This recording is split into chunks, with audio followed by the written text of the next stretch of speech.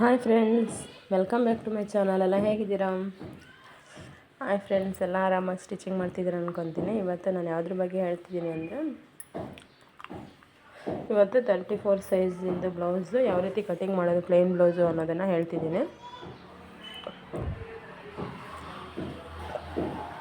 ನೀವು ಯಾರೆಲ್ಲ ಇನ್ನೂ ಸಬ್ಸ್ಕ್ರೈಬ್ ಮಾಡದೆ ನೋಡ್ತಿದ್ದೀರೋ ತಪ್ಪದೆ ಸಬ್ಸ್ಕ್ರೈಬ್ ಮಾಡ್ಕೊಂಡು ನೋಡಿ ಫ್ರೆಂಡ್ಸ್. ನಿಮಗೆ ಯಾವುದೇ ಡೌಟ್ ಇದ್ದರೂ ಕಮೆಂಟ್ ಮಾಡಿ ಫ್ರೆಂಡ್ಸ್. ಇದು ನಾನು ಹೊಪ್ಪಟ್ಟಿಯಿಂದ ತೊಗೊಳ್ತಿದ್ದೀನಿ. 8.5 ಇಂಚಿದೆ. 8.5ನ 4 ಭಾಗ ಮಾಡಿದರೆ 34 ಸೈಜ್ ಆಗುತ್ತೆ.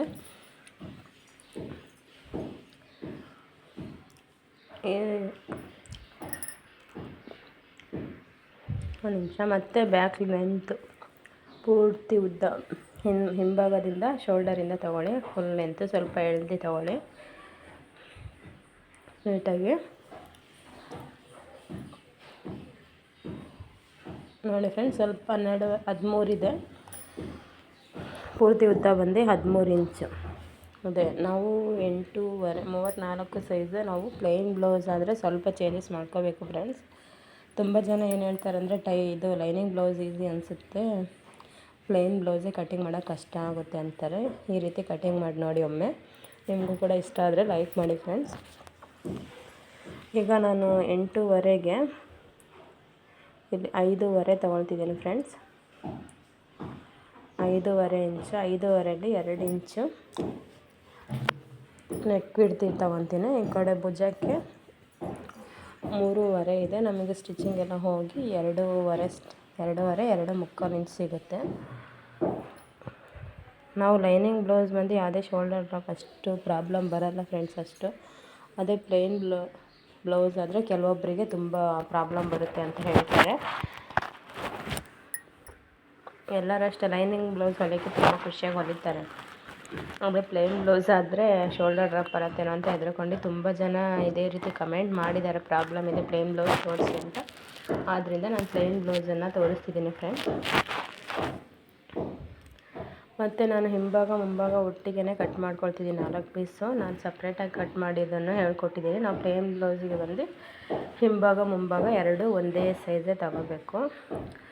ನೀವು ಹಿಂಭಾಗಕ್ಕೆ ಏನಾದ್ರು ಪೀಸ್ ಕಟ್ಟಿ ಫೋಲ್ಡಿಂಗ್ ಮಾಡ್ತೀವಿ ಅಂದರೆ ನೀವು 1 ಇಂಚ್ ಕಡಿಮೆ ತಗೋಬೋದು. ನಾನು ಬಂದು ಹಂಗೆ ಇದರಲ್ಲೇ ಫೋಲ್ಡಿಂಗ್ ಮಾಡ್ತೀನಿ. ಆದ್ದರಿಂದ ಹಿಂಭಾಗ ಮುಂಭಾಗ ಸೇಮ್ ತಗೊಳ್ತೀನಿ. ಈಗ ನೆಕ್ಕಿಂದ 6.5 ಇಂಚಿದೆ. 2 ಇಂಚೇ ಸಾಕು ಫ್ರೆಂಡ್ಸ್. ಇದು ಪ್ಲೇನ್ ಬ್ಲೌಸ್ ಆಗಿರೋದ್ರಿಂದ 2 ಇಂಚೇ ಸಾಕು. ನೋಡಿ, ಇಲ್ಲಿಂದ ಇಲ್ಲಿಗೆ 1.5 ಇಂಚು, ಹಿಂಭಾಗಕ್ಕೆ 1.5 ಇಂಚು, ಮುಂಭಾಗಕ್ಕೆ 1 ಇಂಚು. ಇದನ್ನು ನೀಟಾಗಿ ಮಾರ್ಕ್ ಮಾಡ್ಕೊಳ್ಳಿ. ನಾನು ಎಲ್ಲ ವೀಡಿಯೋಸಲ್ಲಿ ಹೇಳ್ತಿರ್ತೀನಿ. ಹಿಂಭಾಗ ಈ ಶೇಪನ್ನು ಮಾತ್ರ ನೀಟಾಗಿ ತೊಗೊಳ್ಳಿ, ಆವಾಗಲೇ ನಿಮಗೆ ಯಾವುದೇ ರಿಂಕಲ್ಸ್ ಬರೋಲ್ಲ. ನೀವು ಶೇಪ್ ಹೆಚ್ಚು ಕಡಿಮೆ ಮಾಡೋದ್ರಿಂದನೇ ನಿಮಗೆ ಸ್ಲೀವ್ ಹತ್ರ ರಿಂಕಲ್ಸ್ ಆಗಲಿ ಸುಕ್ಕು ಬರೋದು ಆಗೋದು ಫ್ರೆಂಡ್ಸ್. ನೋಡಿ, ಹಿಂಭಾಗಕ್ಕೆ 1.5, ಮುಂಭಾಗಕ್ಕೆ 1 ಇಂಚ್ ತೊಗೊಳ್ತಿದ್ದೀನಿ. ಮತ್ತು ಇಲ್ಲೊಂದು 1/2 ಇಂಚು ಈ ರೀತಿ ಮೂಲೆ ಮಾಡ್ಕೊಂಡು ನೀಟಾಗಿ ರೌಂಡ್ ಶೇಪ್ ಕೊಟ್ಕೊಳ್ಳಿ. ರೌಂಡ್ ಶೇಪ್ ನೀವು ನೀಟಾಗಿ ಕೊಟ್ಟರೆ ಚೆನ್ನಾಗಿ ಫಿಟ್ಟಿಂಗಾಗಿ ಕಾಣುತ್ತೆ ಫ್ರೆಂಡ್ಸ್. ನೋಡಿ, ಈ ರೀತಿ ರೌಂಡ್ ಕೊಡಿ. ನಿಮಗೆ ಡೀಪ್ ಜಾಸ್ತಿ ಬೇಡ ಅಂದರೆ ಮೇಲಿಂದ ಕೂಡ ಶೇಪ್ ತಗೋಬೋದು. ಮತ್ತು ಈಗ ಕ್ರಾಸ್ ಪಟ್ಟಿ ಕಟ್ ಮಾಡ್ಕೊಳ್ಳೋಣ. ಕ್ರಾಸ್ ಪಟ್ಟಿ ಬಂದು ಉಪ್ಪಟ್ಟಿ ಸೈಡು 4 ಇಂಚು, ಆ ಕಡೆ ಸ್ಟಿಚಿಂಗ್ ಸೈಜು 3 ಇಂಚ್ ಇಟ್ಕೊಳ್ಳಿ. ಇಲ್ಲಿಂದ ಇಲ್ಲಿ ಗ್ಯಾಪಿಗೆ 3 ಇಂಚು, ಅದ್ರ ಪಕ್ಕ 2 ಇಂಚ್ ತೊಗೊಂಡು ಅದೆರಡರ ಮಧ್ಯೆ ಒಂದು ಪಾಯಿಂಟ್ ಹಾಕ್ಕೊಳ್ಳಿ. ಮತ್ತು 2 ಇಂಚಿಗೆ ಹೈಟ್ ಮಾರ್ಕ್ ಮಾಡಿ ಒಂದು ಮೂಲೆ ಈ ರೀತಿ ಮಾರ್ಕ್ ಮಾಡ್ಕೊಳ್ಳಿ. ಮತ್ತು ಇದ್ರ ಸ್ಟ್ರೈಟಾಗಿ ಒಂದು ಗೆರೆ ಇಟ್ಕೊಳ್ಳಿ ಫ್ರೆಂಡ್ಸ್. 4 ಟಕ್ಸಿಗೂ ಈ ರೀತಿ ಮಾರ್ಕ್ ಮಾಡ್ಕೊಂಡ್ರೆ ಆಯಿತು. ಇದಿಷ್ಟಾದಮೇಲೆ ನೀಟಾಗಿ ಕಟ್ ಮಾಡ್ಕೊಳ್ಳಿ ಫ್ರೆಂಡ್ಸ್. ನಾನು 4 ಪೀಸನ್ನು ಒಟ್ಟಿಗೆ, 4 ಅಂದರೆ ಹಿಂಭಾಗ ಮುಂಭಾಗ 2 ಒಟ್ಟಿಗೆ ಕಟ್ ಮಾಡ್ಕೊಳ್ತೀನಿ. ನೀವು ಪೀಸ್ ಕಟ್ಟಿ ಹೊಲಿತೀನಿ ಅಂದರೆ ಇದು 1 ಇಂಚ್ ಕಮ್ಮಿ ಇಟ್ಕೋಬೋದು. ನಾನು 2 ಇಂಚ್ ಯಾಕೆ ಇಟ್ಟಿದ್ದೀನಿ ಅಂದರೆ ಹಿಂಭಾಗ ಮುಂಭಾಗಕ್ಕೆ ಅದರಲ್ಲೇ ಬಂದು ನಾನು ಫೋಲ್ಡಿಂಗ್ ಮಾಡ್ತೀನಿ. ಹಿಂಭಾಗ 2 ಇಂಚು, ಅದರಲ್ಲಿ 1.5 ಇಂಚ್ ಆಗುತ್ತೆ ಫೋಲ್ಡಿಂಗ್ ಮಾಡ್ತೀನಿ. ಈಗ ಈಗ 4 ಪೀಸ್ ಇದೆಯಲ್ಲ, 2 ಪೀಸ್ ತೊಗೊಳ್ಳಿ. 2 ಪೀಸ್ ತೊಗೊಂಡು ಮುಂಭಾಗ ಶೇಪ್ ಕಟ್ ಮಾಡ್ಕೊಳ್ಳಿ. ಮುಂಭಾಗಕ್ಕೆ ಮಾತ್ರ ಈ ರೀತಿ ಶೇಪು 2 ಪೀಸನ್ನು ಕಟ್ ಮಾಡ್ಕೊಳ್ಳಿ. ಮತ್ತು 4 ಪೀಸ ಕಟ್ ಮಾಡಿದ್ರೆ ಬ್ಲೌಸೇ ಹಾಳಾಗುತ್ತೆ. ನೀವು ಬಿಗಿನರ್ಸ್ ಆಗಿದ್ದರೆ ಆ ಥರನೇ ತಪ್ಪು ಮಾಡೋದು. ಆದ್ದರಿಂದ ನೀವು ನೋಡಿ ನೀಟಾಗಿ ಮಾಡ್ಕೊಳ್ಳಿ. ಯಾವಾಗಲೂ ಅಷ್ಟೇ ಹಿಂಭಾಗಕ್ಕಿಂತ ಮುಂಭಾಗ 1/2 ಇಂಚು ಒಳಗಡೆ ತಗೋಬೇಕು. ಮತ್ತು ಇದು ಫ್ರಂಟು ಬ್ಯಾಕು 2 6 ಸೈಜ್ 6.5 ಇಂಚ್ ಇರೋದ್ರಿಂದ 2 ಒಟ್ಟಿಗೆ ಕಟ್ ಮಾಡ್ಕೊಳ್ತಿದ್ದೀನಿ ಸಾರಿ ಫ್ರೆಂಡ್ಸ್, ತುಂಬ ಡಿಸ್ಟರ್ಬೆನ್ಸ್ ಇದೆ. ಮತ್ತು ಇದಾದಮೇಲೆ ನಾವು ಫ್ರಂಟ್ ಮಾತ್ರ ಮಧ್ಯಭಾಗ ಈ ರೀತಿ ಕಟ್ ಮಾಡ್ಕೊಳ್ಳೋಣ. ಮಧ್ಯಭಾಗ ಕಟ್ ಮಾಡ್ಕೊಂಡು ಕ್ರಾಸ್ ಪೀಸನ್ನು ಕಟ್ ಮಾಡ್ಕೊಳ್ಳೋಣ. ನಾವು ಈ ರೀತಿ ಮಾರ್ಕ್ ಹಾಕೋದ್ರಿಂದ ಮತ್ತು ಆಮೇಲೆ ಸ್ಟಿಚಿಂಗ್ ಮಾಡಬೇಕಾದ್ರೆ ಈಸಿಯಾಗಿ ಮಾಡ್ಕೋಬೋದು ಅನ್ನೋದಕ್ಕೆ ಮಾರ್ಕ್ ಮುಂಚೆನೇ ಹಾಕಿದೆ. 4 ಪೀಸಿಂದು. ಈಗ 4 ಪೀಸು ಇದೇ ಕಲರ್ ಬಟ್ಟೆಯಲ್ಲೇ ಸಿಗುತ್ತೆ. ಇನ್ನು ಒಳಗಡೆ 2 ಪೀಸು ಬೇರೆ ಬಟ್ಟೆಯಲ್ಲಿ ಕಟ್ ಮಾಡ್ಕೊಳ್ಳೋಣ.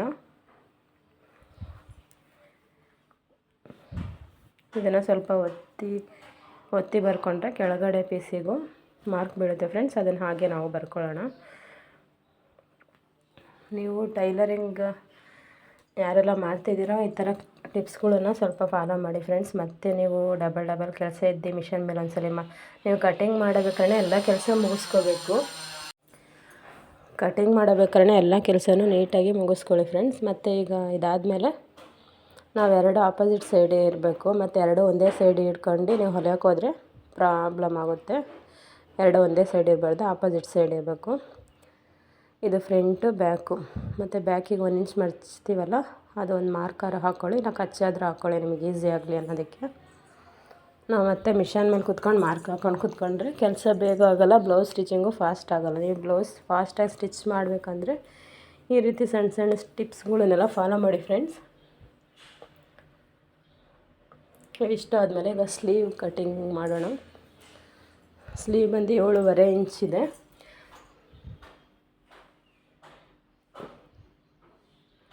1.5 ಇಂಚು ಜಾಸ್ತಿ ಇಟ್ಕೊಳ್ತಿದ್ದೀನಿ. 7.5 ಪ್ಲಸ್ 1.5 ಇಂಚ್ ಜಾಸ್ತಿ, ಯಾಕಂದರೆ ಮಡ್ಚಿ ಹೆಮ್ಮಿಂಗ್ ಮಾಡಬೇಕಲ್ಲ, ಅದರಿಂದ 1.5 ಇಂಚ್ ಇಟ್ಕೊತೀನಿ. ಅದೇ ಲೈನಿಂಗ್ ಬ್ಲೌಸ್ ಆದರೆ 1 ಇಂಚು ಎಕ್ಸ್ಟ್ರಾ ಇಟ್ಕೊಂಡ್ರೆ ಸಾಕಾಗುತ್ತೆ ಫ್ರೆಂಡ್ಸ್.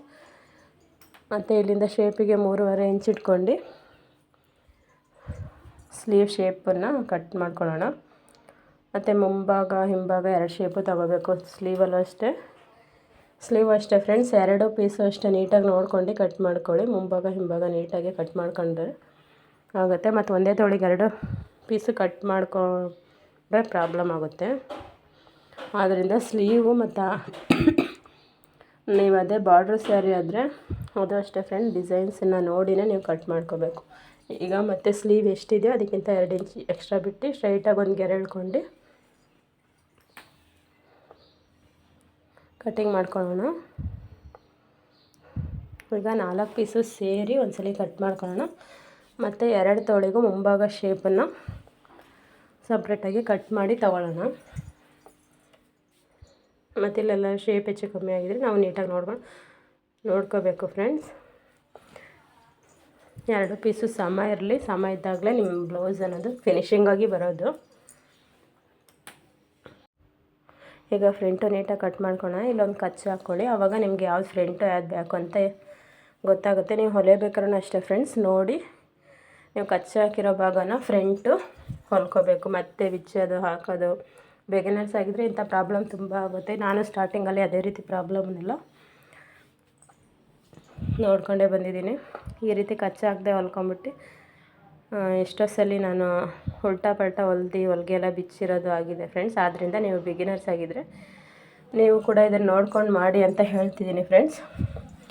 ಯಾರೆಲ್ಲ ಇಷ್ಟೊತ್ತವರೆಗೂ ವೀಡಿಯೋ ಮಿಸ್ ಮಾಡದೆ ನೋಡಿದ್ದೀರೋ ಎಲ್ಲರಿಗೂ ತುಂಬ ಥ್ಯಾಂಕ್ಸ್ ಫ್ರೆಂಡ್ಸ್. ಮತ್ತು ಇದೇ ರೀತಿ ಹೆಚ್ಚು ವೀಡಿಯೋ ಹಾಕಬೇಕಂದ್ರೆ ಒಂದು ಲೈಕ್ ಕೊಡೋದನ್ನು ಮರಿಬೇಡಿ. ಹಾಗೆ ಶೇರ್ ಮಾಡಿ, ಕಮೆಂಟ್ ಮಾಡಿ ಫ್ರೆಂಡ್ಸ್. ಓಕೆ ಫ್ರೆಂಡ್ಸ್, ಯಾರೆಲ್ಲ ಇಷ್ಟೊತ್ತವರೆಗೂ ಈ ವಿಡಿಯೋ ನೋಡಿದರೆ ಎಲ್ಲರಿಗೂ ತುಂಬ ಥ್ಯಾಂಕ್ಸ್. ಓಕೆ, ಬಾಯ್.